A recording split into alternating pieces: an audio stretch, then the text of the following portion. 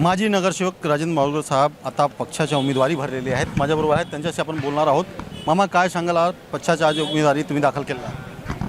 पक्षाने मला जी उमेदवारी आता डिक्लेअर केली, काँग्रेस पार्टी आमची आणि वंचित आघाडी आमचे युतीमध्ये आघाडीमध्ये, तर मला संधी दिल्याबद्दल ये ना, बस ना, थँक्यू आहे तुला पण।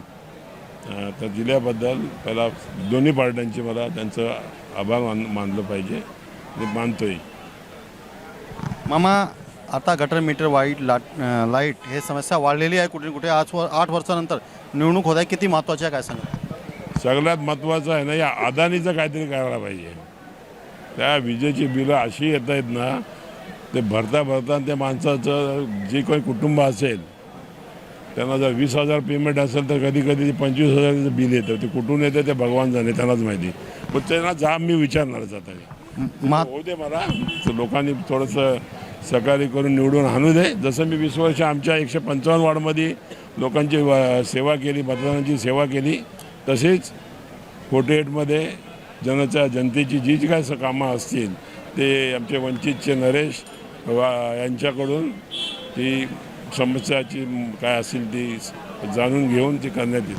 मामा, जर बघितला तर वेगवेगळे पक्ष होते, काँग्रेस, उबाटा आणि राष्ट्रवादी। आता तिघा पक्ष वेगवेगळे चुनाव लढत आहेत, त्याच्यामध्ये वंचित सहभागी झालेले आहेत। याचा फरक किती पडणार आहे, नेमका काय सांगा? वंचित मुले नक्कीच आमची 2 पट 3 पटनी ताकद वाढलेली आहे आमची, त्याच्यात काय कोणी बोलण्यासारखं नाही, आहे ते आहेच।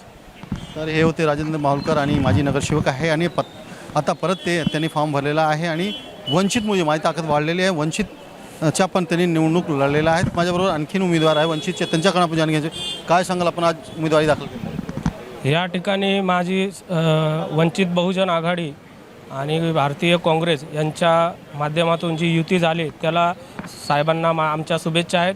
आमचं संपूर्ण वंचित बहुजन आघाडी पक्ष आणि काँग्रेस मिळून मिसळून काम करू। सर्वसामान्य जनतेचे जे काही प्रश्न आहेत ते मार्गी लावण्याचं काम करू।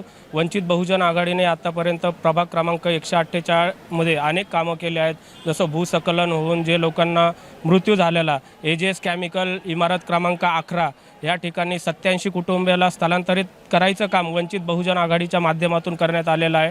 त्यानंतर साहेबांनी तिथे येऊन ज्या लोकांना नुकसान झालं, जे काही मृत्युमुखी पडलेले, त्यांना आर्थिक मदत देण्याचं काम केलेलं आहे। आणि लोकांमध्ये या युतीबद्दल खूप सकारात्मक चर्चा आहे, उत्साह आहे, आनंद आहे, आणि याचा आम्हाला खूप मोठ्या प्रमाणामध्ये फायदा होईल आणि आम्ही साहेबांना त्या 148मधून बहुमताने जिंकून आणू।